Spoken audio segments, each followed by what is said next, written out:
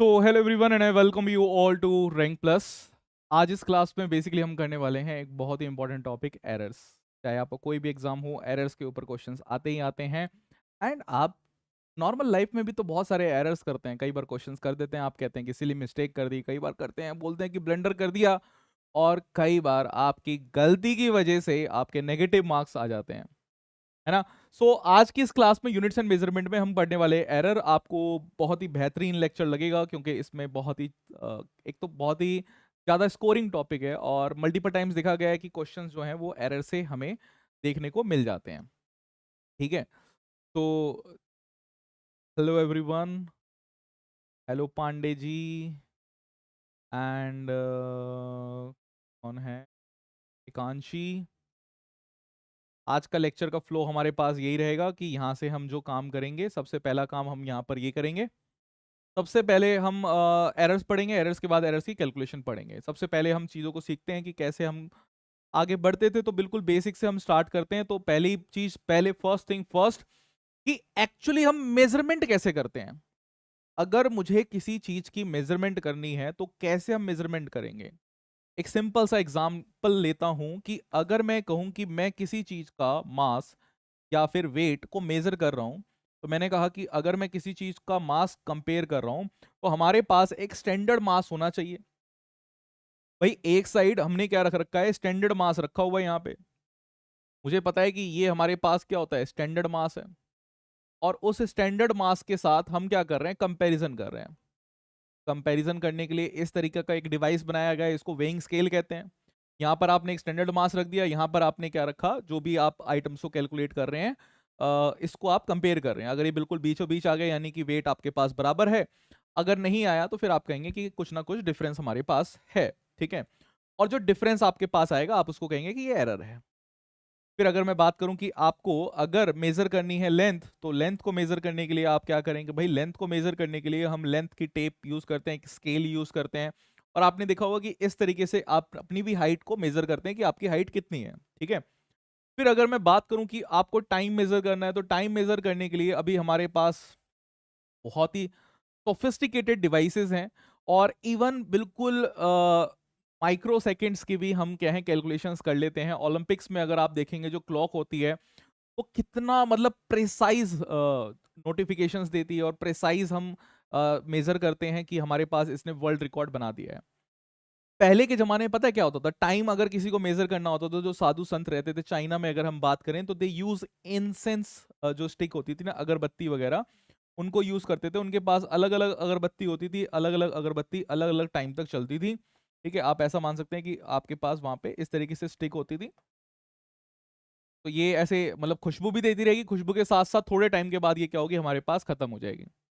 फिर कुछ टाइम के बाद मतलब ये इंसेंस स्टिक का या कैंडल का भी कल्चर था, जैसे यूरोपियंस में कैंडल्स का यूज करते थे। फिर उसके बाद हमारे पास एक इन्वेंशन हुआ, और एक इन्वेंशन करने के बाद इस तरीके से एक सैंड का, है ना, सैंड क्लॉक, ये आप जानते हैं कि इस तरीके से सैंड क्लॉक हमारे पास होती है। तो ये सैंड क्लॉक नीचे नीचे धीरे धीरे बढ़ती रहती है।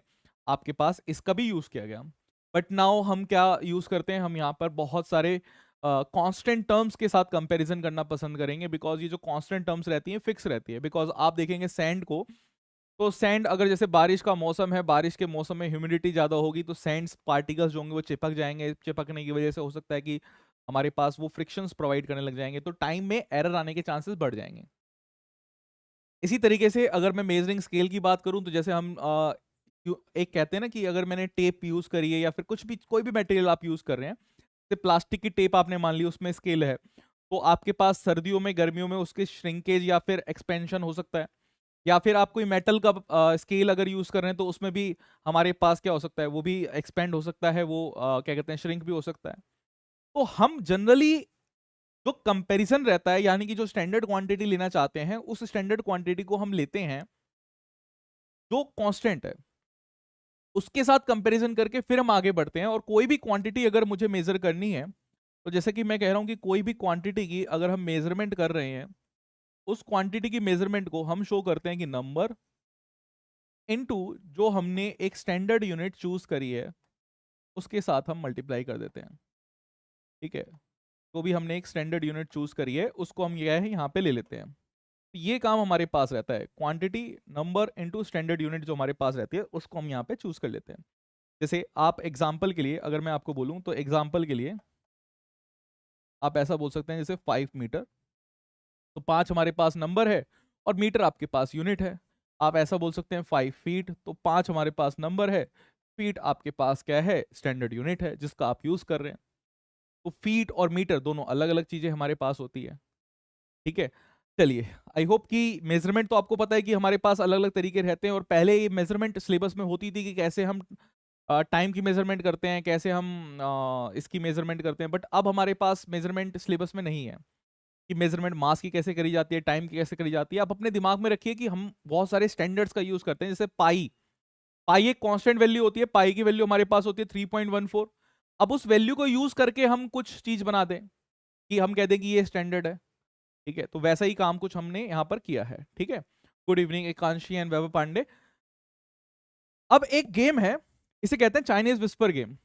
मैं अपनी ऑफलाइन क्लास में इस गेम को बहुत ज़्यादा यूज़ करता था। मैं एक ऐसी मैसेज में बोल देता था कि जानते हो कि वर्क का जो डायमेंशन होता है वो हमारे पास होता है ml2 t-2। ऐसे करके मैं बोलता था कि यही तुझे पीछे बोलना है, बिल्कुल सेम इसी सीक्वेंस में। तो पहले वाला बच्चा दूसरे को बोलेगा। जैसा मान लीजिए कि इसने बोला, मैंने इसको बोला कि भाई वर्क का, मैं ये क्लास में करता था, मैं ऐसे बोलता था कि वर्क का डायमेंशन हमारे पास जो होता है वो होता है ml2 t-2। ठीक है, हमारे पास वर्क का डायमेंशन ये होता है ml2 t-2। तो मैंने इसको बोला, इसको मैंने बोला कि दूसरे बच्चे को बोल, दूसरे को, तीसरे को बोल, इसको इसको इसको इसको बोल। और अभी आपके पास क्या होगा कि अभी आप जब 11th में का बच्चा रहता है तो उसको है ना ये, मतलब इतनी जल्दी याद नहीं रहते ऐसे कि वर्क का ये, प्रेशर का क्या है हमारे पास, है ना डायमेंशन। आप किसी का भी डायमेंशन बोल दो, अब हम तो पढ़ाते रहते हैं, इतने सारे लेक्चर्स रहते हैं, बैचेस रहते हैं, तो याद रहता है हमें, है ना। और जो बाकी जो टॉपर्स रहते हैं उनको भी मल्टीपल टाइम्स रिवाइज करते हैं तो उनको याद रहता है। उसने इसको बोला, इसने इसको बोला, इसने इसको बोला, इसने इसको बोला, इसने इसको बोला, इसने इसको बोला, इसने इसको बोला, लास्ट में एक गुड़िया हमारे पास आई और ये बोलेगी सर डायमेंशन जो होता है ना वो ये होता है। मतलब गलती होने के चांसेस बहुत ज्यादा हैं कि हमने यहां पर क्या बोला और फिर हमारे पास क्या पहुंचा। ऐसा है कि नहीं है? हाँ बिल्कुल एकांशी, डिस्कस कर लेंगे, क्लास जैसे ही खत्म होगी उसके बाद तुम्हारा क्या कहते हैं डाउट्स ले लेंगे। ठीक है, इस क्लास में ही ले लेंगे डाउट्स। तो अभी यहाँ पे हमारे पास बहुत ज्यादा चांसेस है कि लास्ट में अगर हम बात करें तो लास्ट में हमारे पास यहाँ पे क्या आएंगे, यहाँ पर एरर्स आने के चांसेस क्या हैं, बहुत ज्यादा है। तो अब ये जो एरर होता है ये क्या है, ये जनरल टर्म्स हम कई बार यूज करते हैं, नॉर्मल जो लैंग्वेजेस हमारे पास होती है उसमें हम बोल देते हैं भाई गलती हो गई या एरर आ गया। बट जब हम बात कर रहे हैं फिजिक्स की तो गलती, देखिए गलती मैं आपको बताता हूँ कि गलती हम ना अपनी गलती को माफ कर देते हैं, या कुछ वैसे एग्जामिनेशन में आपके टीचर्स भी आपकी गलती माफ कर देते हैं। रियल लाइफ में आपसे 100% एफिशिएंसी बिलीव करी जाती है कि आप 100% एफिशिएंसी दें। आप रोड पे जा रहे हैं, रोड पे अगर हल्की सी भी गलती आपकी हुई, सावधानी हटी, दुर्घटना घटी, तुरंत आप ऊपर चले जाएंगे। आप रोड पार कर रहे हैं, आपने अगर अपनी एफिशिएंसी नहीं मेंटेन करके रखी तब भी एक्सीडेंट होने के चांसेस बढ़ जाएंगे। इवन ये तो छोड़िए कि ये तो मैं बहुत वैसे एग्जांपल्स ले रहा हूँ, अगर मैं कहता हूँ कि नासा, आपने नासा के बारे में सुना होगा, तो मिशन आपने उसका सुना होगा कि हमारे पास जब चांद पे हम गए थे तो चांद पे हम सॉफ्ट लैंडिंग करना चाह रहे थे, और चांद पे सॉफ्ट लैंडिंग करने के लिए हम 99.99% ऐसे बोला गया कि हम सक्सेसफुल हो गए हैं, सिर्फ 1% हम अनसक्सेसफुल रहे, और उसकी वजह से वो सॉफ्ट लैंडिंग नहीं हुई और लोगों ने इतनी गालियां दी। इवन आप ऐसा समझिए कि अगर कोई शेफ है जो खाना बना रहा है और खाना बनाते हुए उसने कुछ भी गलती कर दी, आप कहेंगे यार बहुत गंदा खाना बनाया, या फिर क्या कहते हैं बहुत ही कुछ गलत चीज कर दी। तो असली में लाइफ आपसे 100% जो चीजें हैं वो एक्सपेक्ट करती है। तो हम जब मेजरमेंट करेंगे तो हम चाहते हैं कि मेजरमेंट बिल्कुल परफेक्ट हो। भाई गाड़ी, अगर कोई कंपनी गाड़ी बना रही है, आप इंजीनियर्स बनेंगे, कोई गाड़ी बना रही है, कोई मोबाइल बना रही है, तो आप ये नहीं चाहेंगे कि इम्परफेक्शन आए, कि एक मोबाइल अलग हो दूसरे वाले मोबाइल से। आप परफेक्शन चाहते हैं, आपके जो लैपटॉप्स हैं उसको आप परफेक्ट चाहते हैं, आपके जो डिवाइसेस हैं उनका एस्थेटिक लुक भी हो, कि देखने में भी अच्छा लगे, काम में भी अच्छा रहे। तो ये सब सारी चीजें आप चाहते हैं। तो एक्चुअली ये एरर होते क्या हैं, तो अब इसको समझेंगे कि एरर हमारे पास है क्या।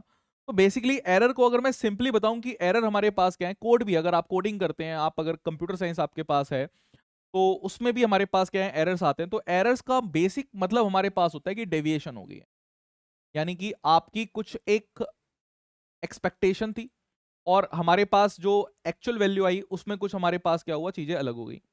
अब एक्सपेक्टेशन तो रेंडमली होती है, तो रेंडमली एक्सपेक्टेशन ना मानते हो हम यहाँ पे क्या मानते हैं कि हमारे पास एक ट्रू वैल्यू होती है, कि एक असली वैल्यू है, उस असली वैल्यू से आप जितना दूर जा रहे हैं that is error.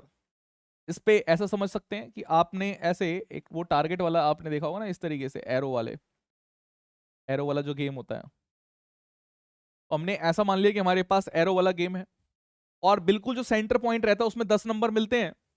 Centre point जो रहता है, अगर आपने आर्चरी वाला गेम देखा हो, हमारे पास सेंटर पॉइंट पे 10 नंबर मिलते हैं, तो हमने कहा कि ये यहाँ पर जा रहा है। अब ये 10 नंबर की जगह पर कहीं और चला गया, एक्सपेक्टेड तो यही था, ट्रू वैल्यू तो ये है कि बिल्कुल बीचों बीच मारे, बट ये बीचों बीच ना जाके हल्का सा क्या होता है भाई, एयर की भी वेलोसिटी वगैरह सब कुछ देखनी पड़ती है। तो अगर यही डेविएशन हमारे पास है कि जाना कहीं और था, चला कहीं कहीं और गया, ये हमारे पास क्या है, दिस इज एरर। अभी समझेंगे इसको एरर क्या होता है, अभी रुक जाइए, एरर ही एरर पढ़ना है आज की क्लास में।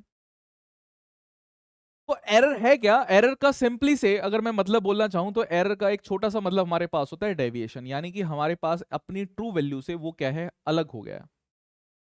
ट्रू वैल्यू कहां से आती है, अभी वो भी देखेंगे कि ट्रू वैल्यू कहां से आती है। बट आप एरर को समझ के रखिए कि एरर का एक सिंपल सा मतलब हमारे पास होता है कि एरर का मतलब होता है डेविएशन हमारे पास कहां से, उसकी ट्रू वैल्यू से। दूसरा, हम एरर को अगर कैलकुलेट करना चाहते हैं तो हम कह सकते हैं कि हमारे पास ये डिफरेंस होता है, यानी कि सब्ट्रैक्शन हमारे पास होगा, जो भी वैल्यू हमने मेजर्ड करी है माइनस जो हमारे पास एक्चुअल वैल्यू थी, ये एक्चुअल वैल्यू को ही हम ट्रू वैल्यू कहते हैं।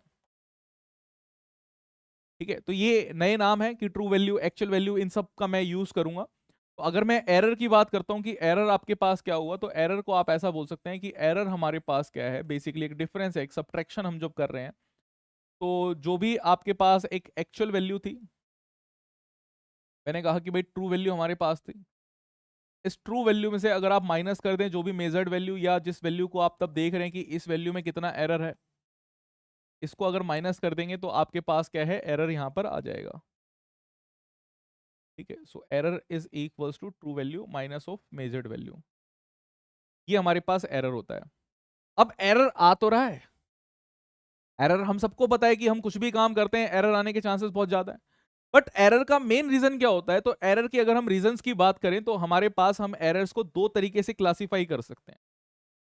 एक एरर हमारे पास होते हैं रैंडम एरर। रैंडम एरर को हम नहीं बता सकते कि भाई ये एरर क्यों आया, किसी भी वजह से हो सकता है, जिसको आप जब एग्जाम में बैठे हैं तो आपका मन कहीं इधर उधर हो गया है ना, या फिर क्या कहते हैं, आप कुछ टेबल ही रेंडमली, कोई गलत ही टेबल आपको याद आ रहा है। जैसे आपने 17 का टेबल बोलना है तो आपने बोला 17 1 जा 17, 17 2 जा 34, 17 3 जा 51, 17 4 जा 68, 17 5 जा 85, ऐसे करके आप बोल रहे हैं और फिर कुछ और ही बोलने लग जाए, है ना, 17 6 जा 102। अब 17 का टेबल आप भूल गए बीच में, अब आप कुछ और ही बोले जा रहे हैं, तो भी आपके पास दिक्कत है। तो रैंडम एरर तो हमारे पास कैसे भी आ सकते हैं, और ये रैंडम एरर आने का मेन रीजन ये रहता है कि हमारे पास जो इंस्ट्रूमेंट रहता है उसका जो लीस्ट काउंट होता है उसकी वजह से आते हैं। लीस्ट काउंट मैं बताता हूं, लीस्ट काउंट क्या होता है। मान लीजिए कि एक स्केल आपके पास है, हमने मान लिया कि हमारे पास एक स्केल है, इस स्केल में हमने माना कि एक जीरो है, इस तरीके से 1 2 3 4 5 आपके पास, फिर 1 2 3 4 और फिर 5 आपके पास। ठीक है, ये 1 हुआ, फिर 1 2 3 4, फिर 5 आपके पास, 1 2 3 4, फिर 5 आपके पास। ठीक है, ये आपके पास ऐसे चल रहा है। तो स्केल में अगर मैं बात करूं तो यहां पे हमारे पास 1 सेंटीमीटर में, आप ये जानते हैं बचपन से आपको पता है कि 1 सेंटीमीटर में हमारे पास यहाँ पे क्या होती है, 10 डिविजन होती हैं, 10 डिवीजन इस तरीके से इस एक नॉर्मल स्केल में रहती है। अगर मैं एक डिवीजन को बोलूं कि एक डिवीजन आपके पास कितने के बराबर होती है, तो आप बोलेंगे कि एक डिवीजन जो है, अगर वो आप सिर्फ ये इतना सा पॉइंट अगर लेंगे तो ये आपके पास 1/10 सेंटीमीटर के बराबर है, यानी कि 0.1 सेंटीमीटर के बराबर है। और आप इस 0.1 सेंटीमीटर की अगर बात कर रहे हैं तो ये 0.1 सेंटीमीटर ही आपके पास क्या है, लीस्ट है, लीस्ट काउंट है, इसी को कहते हैं लीस्ट काउंट। लीस्ट काउंट का मतलब होता है कि सबसे छोटी वैल्यू जो आप किसी भी मेजरिंग इंस्ट्रूमेंट को यूज करके मेजर कर सकते हैं, that is the least count. भाई लीस्ट का मतलब क्या होता है? सबसे छोटा। और सबसे छोटा हमारे पास क्या है? सबसे छोटा हमारे पास होता है कि जो आपके पास, सबसे छोटे को हम ऐसे कह सकते हैं, सबसे छोटा आपके पास क्या होता है कि जो आप सबसे छोटी वैल्यू मेजर कर सकते हैं एक किसी भी मेजरिंग इंस्ट्रूमेंट से, that is known as least count. तो हमारे पास एक जो स्केल होता है, इससे आप जो है 0.1 सेंटीमीटर ही सबसे छोटी वैल्यू मेजर कर सकते हो। उसके बाद अगर आप कुछ भी चीज मेजर करने की कोशिश करोगे तो आपके पास एरर आने के चांसेस बढ़ जाएंगे। रैंडमली एरर, मतलब कोई मेरे को बोल दे कि मैं सर 0.0, मैं ना इससे 0.1, आप कह रहे हैं कि 0.1 सबसे छोटा है सर, मैं ना 0.09 मेजर कर लूंगा, तो वो मेजर करेगा तो उसका एरर आएगा। ठीक है, that will be an random error. चलिए ये अभी हम इसको पढ़ेंगे, रैंडम एरर को अलग से भी पढ़ेंगे। नेक्स्ट एरर हमारे पास होता है, ये एरर हमारे पास है, इसको कहते हैं सिस्टमेटिक एरर। सिस्टमेटिक एरर में कोई एक लॉजिक होता है, कोई एक पैटर्न होता है। आप ऐसा समझ सकते हैं कि सिस्टमेटिक एरर में हमारे पास देयर इज सम पैटर्न।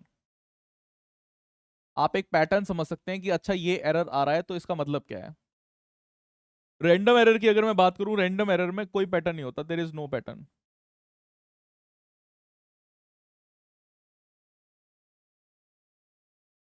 हमारे पास कोई पैटर्न नहीं होता।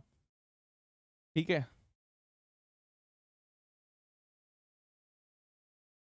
There is no pattern. Systematic error में हमारे पास एक पैटर्न होता है। पैटर्न क्या होता है? या तो चीजें आपको बहुत ज्यादा बता रहा होगा। आप जैसे अपना वेट मेजर करिए, आपके घर में अगर मान लिया कि वेइंग मशीन है, आप अपना वेट के लिए खड़े हो गए और आप कह रहे हैं अरे आज तो हम कितने के हैं, कितने किलो के हैं, ये भी बता दो मेरे को, आपका वेट कितना है। आप वेइंग मशीन में खड़े हो और वो वेइंग मशीन आपको 2 किलो 3 किलो फालतू बता रही है, तो बता रही है।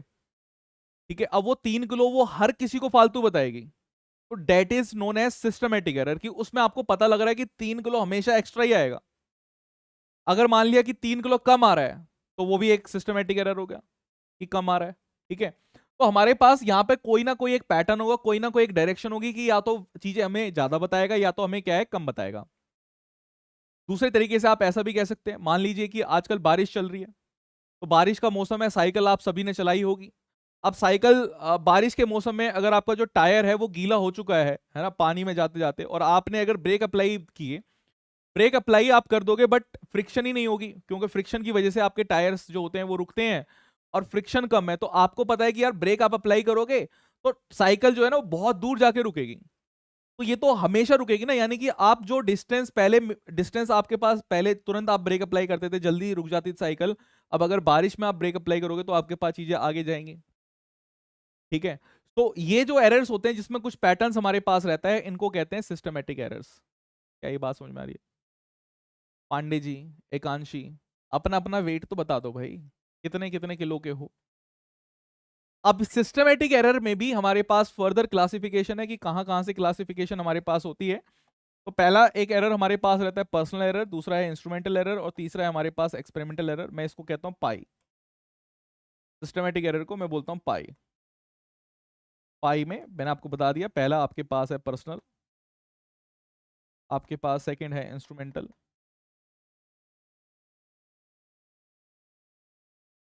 ठीक है, और तीसरा हमारे पास है एक्सपेरिमेंटल।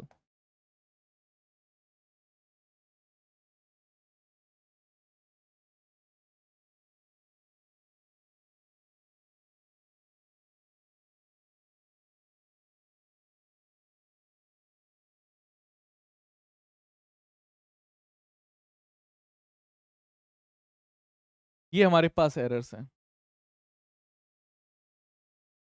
अच्छा, ठीक है, अब मैं वेट चलो बताऊंगा नहीं किसी को भी, जितने जितने आपके वेट हैं। तो हमारे पास क्या है, ये एरर्स हैं। अब चलिए ये एरर्स हमें पढ़ने हैं, थोड़ा सा बेसिक इनके बारे में हमें पता होना चाहिए कि एरर्स कैसे होते हैं। तो एक एरर हमारे पास होता है जिस एरर को हम कहते हैं इंस्ट्रूमेंटल एरर। इंस्ट्रूमेंटल एरर का मतलब क्या है कि आपके इंस्ट्रूमेंट की वजह से एरर आ रहा है। ठीक है, जो भी हम चीजें चला रहे हैं, जैसे कि आप बाइक अगर चला रहे हैं, तो बाइक जब आप चलाते हैं, तो बाइक जब आप चला रहे हैं, या गाड़ी चला रहे हैं, कुछ भी चला रहे हैं, तो आपके एक्सेलेरेटर दबाते ही आप जो है वो बहुत तेज चल रही है गाड़ी आपकी, या बहुत धीरे चल रही है। या फिर आप मोबाइल फोन की बात कर लीजिए, मोबाइल फोन में आपकी जो ब्राइटनेस है वो ब्राइटनेस या अभी बढ़ी हुई है तो बढ़ी हुई है ना, नॉर्मल से बढ़ी हुई है तो हमेशा ज्यादा आपको चीजें जो ब्राइट दिखेगी, अगर कम है तो आपको कम चीजें दिखेंगी। तो वैसा आप मान सकते हैं। तो ये एरर हमारे पास होते हैं कि जो हमारे पास इंस्ट्रूमेंट है उसमें कुछ इम्परफेक्ट डिजाइन हो गया, इंस्ट्रूमेंट में इम्परफेक्ट डिजाइन हो गया, जो इंजीनियर था उसी की वजह से कुछ गलती हुई है। या फिर कैलिब्रेशन, कैलिब्रेशन का मतलब क्या होता है इसको मैं समझाता हूं। ये कैलिब्रेशन हम बहुत बार यूज करते हैं, इसका मतलब सिंपली होता है कंपैरिजन। कंपैरिजन किसके साथ? स्टैंडर्ड क्वांटिटी के साथ, कंपैरिजन विद स्टैंडर्ड यूनिट। कोई स्टैंडर्ड यूनिट हमारे पास है उसके साथ कंपेयर कर रहे हैं। इसमें मैं एक बहुत बढ़िया एग्जांपल देता हूँ। देखिए कैलिब्रेशन हम मैं अगर बात करूँ, मैंने इंडस्ट्री में भी काम किया है, तो हमें कैलिब्रेशन करनी पड़ती थी कि इस मेजरिंग इंस्ट्रूमेंट की वैल्यू कितनी आएगी मल्टीपल टाइम्स। बट मैं बहुत ही सिंपल से अगर एग्जांपल बताना चाहूँ, इंडस्ट्री एग्जांपल में भी आपको समझ में ना आए और काफ़ी कॉम्प्लिकेटेड भी रहती है कैलिब्रेशन वहाँ पे। एक सिंपल सा एग्जांपल बताता हूँ। मेरे गली में, मतलब जो हमारी कॉलोनी है वहाँ पर क्या होता है कि सब्जी वाले आते हैं, सब्जी वाला आता है और उसके पास, जैसा मैंने वो दिखाया था ना, लोहे के रहते हैं कि 1 kg का, 2 kg, 5 kg, इस तरीके के उसके पास वो रहते हैं इंस्ट्रूमेंट्स, और उससे फिर वो क्या करता है, सब्जी देता है। बट उसके पास एक दिन मैंने देखा कि उसके पास एक पत्थर था। वो बोला सर क्या है, हमारा किसी ने चुरा लिया है, ये 2 किलो का जो बट्टा था, बट्टा कहते हैं उसको। तो बोला कि सर हमारा बट्टा जो है किसी ने चुरा लिया है, और चुराया है तो अब हम नहीं ले पा रहे हैं, अभी लेंगे इसे, पर ये जो पत्थर है ये 2 किलो का है, आप इसे मान लीजिए। मैंने कहा मतलब अच्छा, फिर कह रहा मैं इसे तुलवा के दिखा देता हूँ। फिर उसने 1 किलो का वो रखा, 1 किलो की कोई सब्जी रखी, फिर कहा ये 2 किलो का है।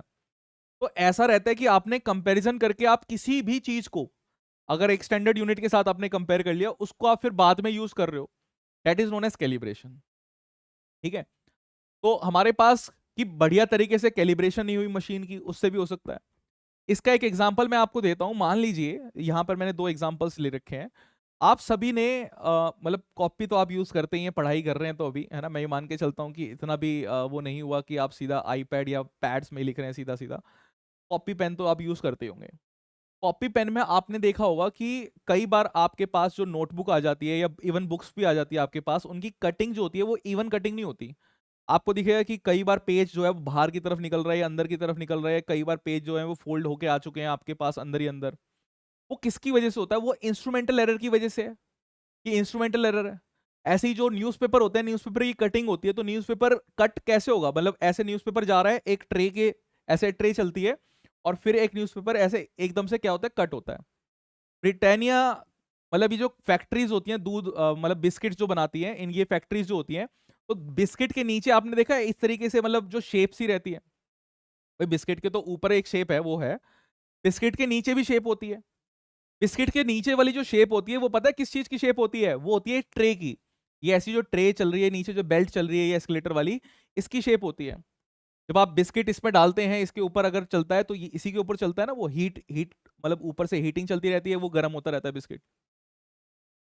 तो बहुत सारी मशीनें रहती है, मशीनों से हम सारा काम करवाते हैं। जैसे एक एग्जांपल यहाँ पे देता हूँ कि बोटलिंग मशीन हमारे पास है। अब आप देखिए कि अगर ये नीचे वाली जो मशीन है, जिस स्पीड से ये नीचे वाली मशीन ऐसे बोतल जारी होगी, उसी स्पीड से ये ऊपर वाली मशीन आती है और इसकी कैप को पैक कर देती है या सील कर देती है। अगर आप सोचिए थोड़ा सा भी एरर है और ये बोतल आगे जा रही है और ये यहाँ पर आ रही है, मतलब बोतल आगे है और ये ऐसे नीचे जा रही है, तो फिर तो ये सील ही नहीं होगी। तो एरर आएगा तो पूरी पूरी इसमें आएगा हमारे पास, पूरी असेंबली लाइन में आएगा, पूरी असेंबली लाइन में एरर आ जाएगा। तो उस चीजों को रोका जाता है, असेंबली लाइन को फिर दोबारा से सिंक किया जाता है, कंपेयर किया जाता है कि कहां पर एरर चल रहा है। और ये सिस्टमेटिक एरर तो बड़ी जल्दी से दूर हो जाता है। सिस्टमेटिक एरर मतलब कि हमें पता है कि स्पीड तेज है, स्पीड कम है, उस स्पीड को कम और तेज को हम क्या कर सकते हैं, सीधा कर सकते हैं। क्या ये बात समझ में आ रही है? अरे भाई, अगर ये नीचे वाली की ज्यादा स्पीड चल रही है, इसको सिंक में लेके आना है, तो सिंक में लेके आने के लिए वो स्पीड देख लेंगे कहाँ से ये स्पीड हमारे पास नीचे और ऊपर की सेम रहेगी, तो ये बड़ी जल्दी पकड़े जाते हैं एरर। दूसरा एरर हमारे पास होता है, ये इंस्ट्रूमेंटल एरर समझ में आ गए होंगे। दूसरा एरर हमारे पास रहता है पर्सनल एरर। पर्सनल एरर होता है पर्सन की वजह से। भाई पर्सन लगा हुआ है और कॉल पे लग गया, उसके बाबू का फोन आ गया, हेलो बाबू खाना खाया, और वो कह रहा है हाँ बाबू खाना खा लिया है। और इतने में मशीन चल रही है, कोई मशीन चल रही है, उसने देखा ही नहीं कि हमारे पास कैसी मशीनें चल रही हैं, या भूल गया मशीनों को, है ना, मशीन को सही से असेंबली करना भूल गया, या कुछ भी है जो चीज़ उसने कुछ ना कुछ एरर कर दिया। या फिर बेचारा सोया नहीं कई दिनों से, है ना। कई बार ऐसा भी रहता है कि कई बार ओवर टाइम कई लोग कर रहे होते हैं, ओवर टाइम की वजह से स्ट्रेस डेवलप हो जाता है, स्ट्रेस डेवलप होने के बाद बेचारे ने कुछ चीज़ मिस कर दी हो। तो ये बेसिकली रहता है किसी पर्सन की वजह से, लैक ऑफ इंडिविजुअल बायस हम यहाँ पर कह सकते हैं, केयरलेसनेस पर्सन की रहती है, उसकी वजह से हमारे पास रहती है, ये एरर रहता है, पर्सनल एरर। नेक्स्ट तीसरा एरर हमारे पास रहता है एक्सपेरिमेंटल टेक्निक एरर, यानी कि आपको पता ही नहीं है कि एक्सपेरिमेंट कैसे किया जाता है या मेजरमेंट कैसे करी जाती है, तो भी हमारे पास एरर आ सकते हैं। ये सारा का सारा पार्ट थियोरिटिकल पार्ट था कि कैसे हम निकालते हैं। बताइए, यहां तक की बातें समझ में आ गई? अरे बताइए, एक चीज याद रखना, इंस्ट्रूमेंटल एरर में जीरो एरर जो होता है वो इंस्ट्रूमेंटल एरर का एग्जाम्पल होता है, इस चीज को लिख लेना आप। एग्जाम्पल में यहाँ पे लिख रहा हूँ, जीरो एरर जो होता है, जीरो एरर होता है जब आपने चीजों को स्टार्ट भी नहीं किया तब भी आपके पास जो है वैल्यू या तो ज्यादा है या तो कम है। ठीक है, आप अगर किसी हलवाई की दुकान पर अगर जाएंगे तो उसके पास एक मशीन रखी रहती है वेट करने वाली, कई बार आप देखेंगे कि वो क्या करता है, डब्बा रख देता है और डब्बा रखने के बाद उसका वेट आता है डब्बे का और फिर उस पर कुछ एक बटन दबाता है, टार टार लिखा रहता है, उस पर टार दबाएगा तो वो वेट जीरो हो जाएगा। ठीक है, डेट इज नोन एज, जो पहले हमारे पास आया कि हम इसे कह रहे हैं कि जीरो एरर है। कई बार हम जीरो एरर को ले चलते हैं और फिर उसके बाद में से उसको हटा देते हैं। क्या बात समझ में आई? ठीक है, चलिए अब आते हैं आगे। मतलब ये तो एरर्स थे हमारे पास, बट एरर्स आपने देखा कि एरर्स में मेनली मैं बार बार आपको कह रहा था कि एरर में होता क्या है कि एक हमारे पास ट्रू वैल्यू है और दूसरी हमारे पास क्या है, जो हम वैल्यू मेजर कर रहे हैं। जैसे मैं आपको बोलूं कि आप अपनी हाइट मेजर करके आइए, तो आप अपनी हाइट मेजर करके आए और आपको पता लगा यार हाइट तो बड़ी हुई आ रही है। मैंने आपको कुछ एक दूसरा क्या कहते हैं इंची टेप दे दिया या कुछ भी दे दिया मैंने आपको मेजर करने के लिए, आप कहेंगे यार हाइट तो बढ़ गई सर। अब हाइट आपकी बढ़ गई और आप मेरे पास आए, बट आप सोचेंगे कि मेरी हाइट तो ये होती थी। अब जो वो डिफरेंस है ना, वही एरर है। ठीक है, या फिर मैं आपको बोलूंगा आप अपनी पेंसिल की लेंथ को मेजर करके आइए कि पेंसिल आपकी कितनी लेंथ की है, और आप सुबह उठे हैं और सुबह उठने के बाद आपने देखा कि आपके भाई बहन ने किसी ने पेंसिल यूज कर ली है जिसकी वजह से उसकी जो लेंथ है वो कम हो गई है, तो आप कहेंगे कि वो एरर हो गया। बट आपके पास ये ट्रू वैल्यू जो होती है ये कहाँ से आती है? हमारे पास अगर मैं बात करूं, क्योंकि हम कंपेयर कर रहे हैं इस ट्रू वैल्यू से, तो एक्चुअली ट्रू वैल्यू आती कहाँ से है? तो ये ट्रू वैल्यू या तो हमें गिवन रहेगी, ध्यान से देखेंगे, ये आइदर ये वैल्यू आपको गिवन होगी क्वेश्चन में, गिवन इन डेटा, या फिर क्वेश्चन में आपको गिवन होगी कि ये ट्रू वैल्यू होती है। ठीक है, या फिर आपको अगर गिवन नहीं रहेगी तो आप क्या करेंगे, वहां पर एवरेज वैल्यू निकालेंगे। You have to either given in data और we have to find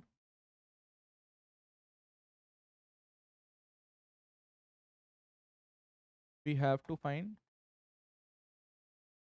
average value.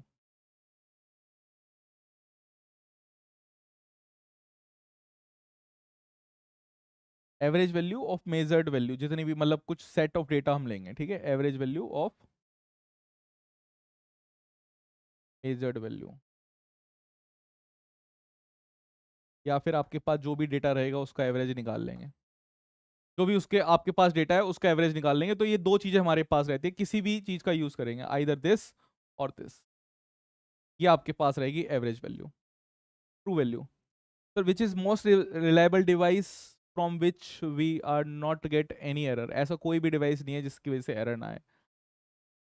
Error सभी में रहते हैं, ह्यूमन भी हमारे पास है, सुपर कंप्यूटर्स में भी एरर्स रहते हैं, सुपर कंप्यूटर्स में भी हम एरर्स निकालते हैं कि इसका एरर भी इतना है। इवन जो डिटॉल का भी ऐड आता है उसमें भी क्या बोलता है, 99.99%, इस तरीके से। ठीक है, तो एरर्स हमारे पास हर किसी में है, बट वो ये कि उसका एरर कितना है। हमारे पास फिर वेरियस इंस्ट्रूमेंट से जब हम कैलकुलेट करते हैं तो जितना ज़्यादा सिग्निफिकेंट फिगर्स हमारे पास वो इंस्ट्रूमेंट देता है उतना ज़्यादा वो एक्यूरेट है। कई बार हमें बहुत ज़्यादा एक्यूरेसी की रिक्वायरमेंट रहती है, कई बार हमें एक्यूरेसी की कम रिक्वायरमेंट रहती है। ठीक है, इवन जो हमारे पास क्लॉक्स चलती हैं, जैसे कि जो आपके पास प्रोसेसर्स होते हैं उसमें क्लॉक्स चलती हैं। ठीक है, वो जो प्रोसेसिंग करते हैं उसमें भी हमारे पास एरर्स आते हैं, पॉइंट माइन्यूट सेकंड्स के, कुछ डिले रहता है।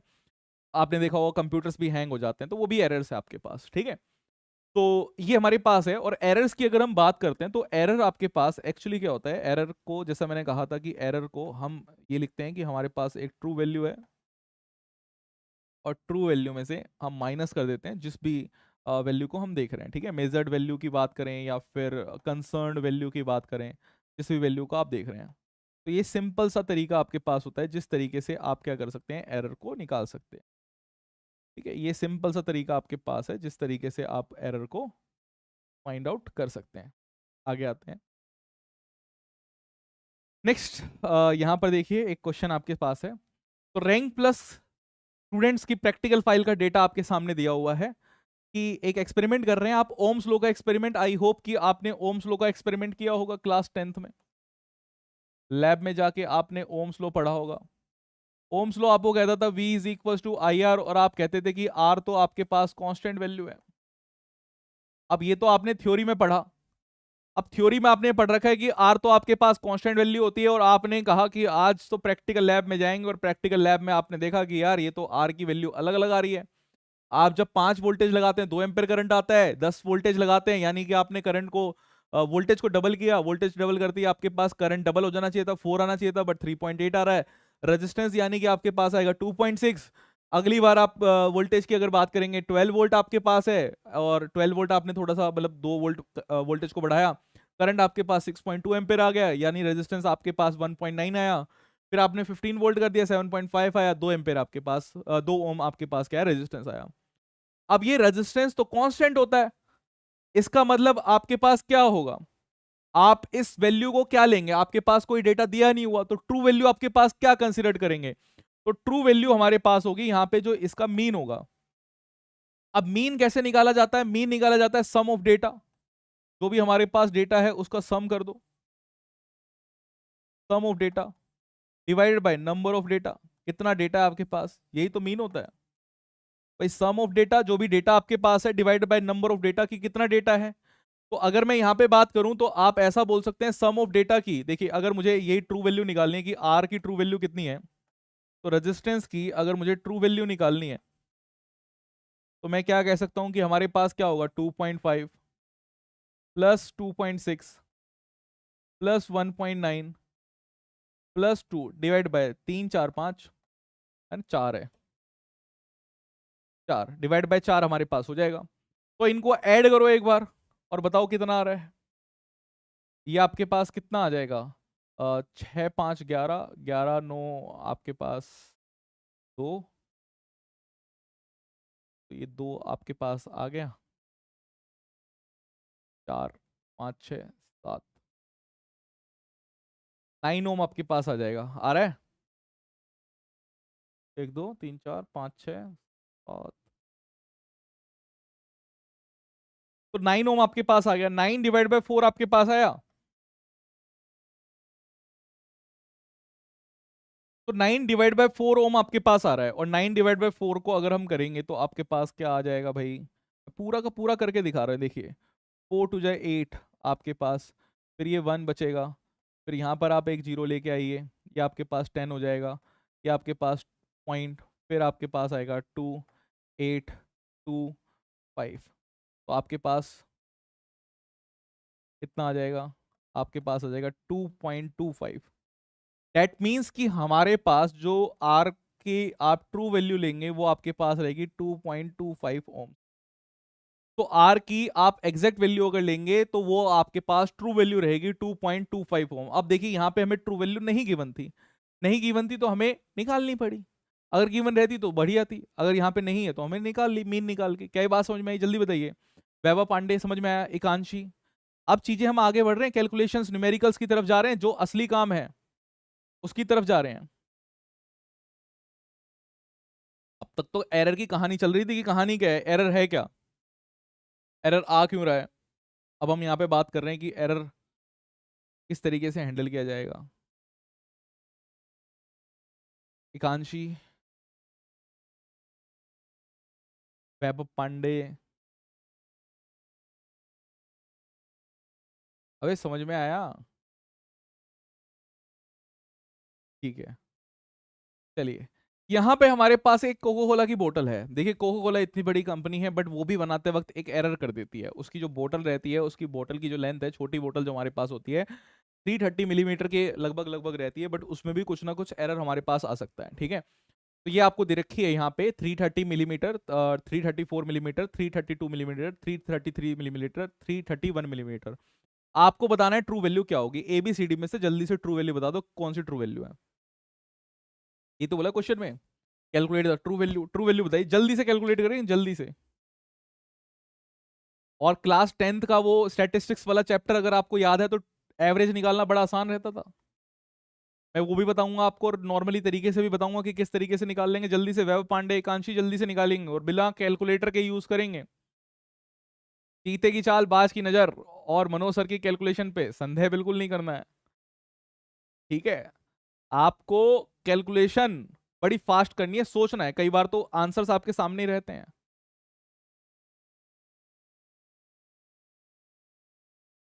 निकालिए पांडे जी।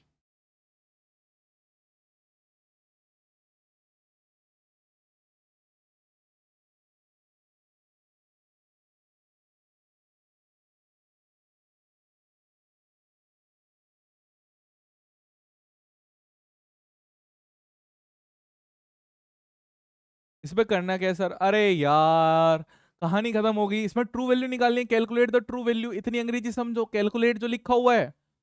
अब ट्रू वैल्यू पूछिए कि ट्रू वैल्यू क्या है। इसमें डेटा दिया हुआ है कि बोतल का डेटा यही है। हमने ट्रू वैल्यू क्या देखी थी यहाँ पर? हमने ट्रू वैल्यू देखी थी कि ट्रू वैल्यू क्या होती है, ट्रू वैल्यू मीन होती है। तो इसमें आपको ट्रू वैल्यू निकालनी है। तो ट्रू वैल्यू की अगर हम बात करेंगे, देखिए पहला तरीका आपके पास क्या है, मेनली मतलब मीन निकालना है। तो मीन क्या होता है, आपको सारी चीजें ऐड कर देनी है ना। मीन क्या होता है, ऐड करनी है चीजें। तो इनको एक बार नॉर्मल, मैं एक मेथड 1 बता रहा हूँ। मेथड 1 में क्या करना है, ऐड करना है। 4 5 6 और 6 4 10, तो आपके पास ये आया 3 1 2 3 4 5 5 3 15 16। फिर ये 1 2 3 4 5 5 15 16 1600 मिलीमीटर हमारे पास आ गया, ठीक है। अगर मुझे मीन निकालना है, मीन ही मतलब ट्रू वैल्यू है।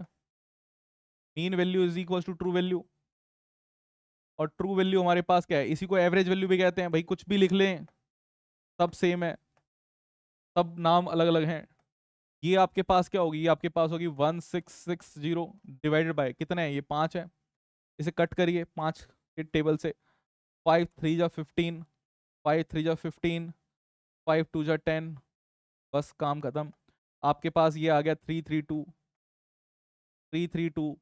मिलीमीटर।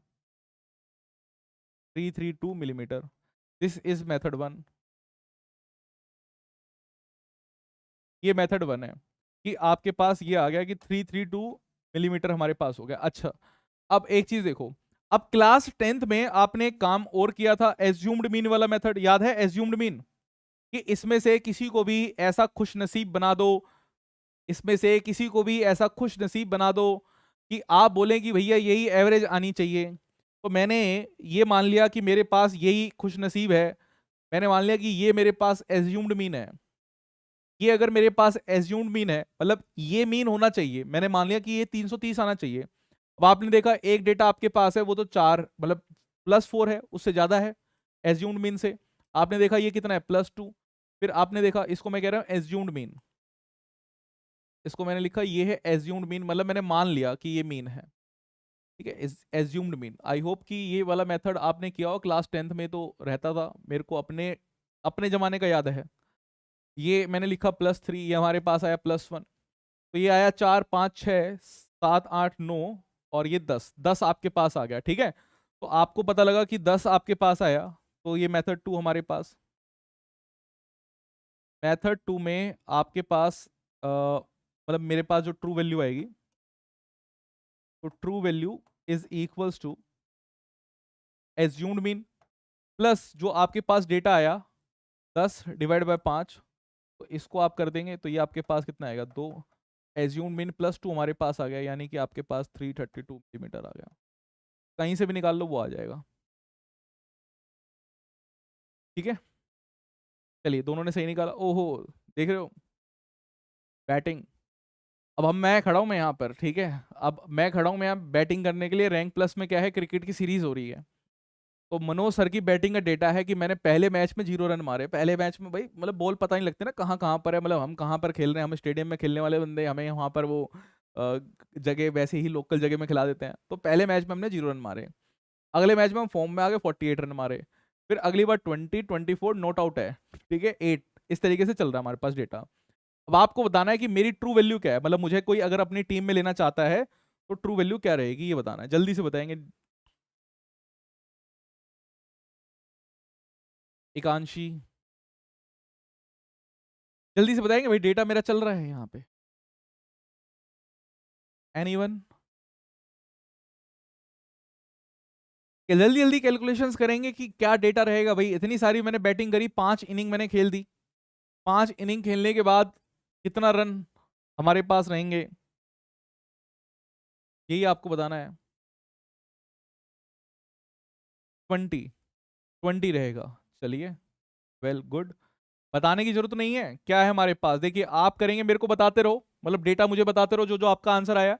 इन सबका सम कितना आया है जल्दी से बताएंगे, जल्दी जल्दी कर देंगे, फिर मेरे को करने की जरूरत नहीं पड़ेगी।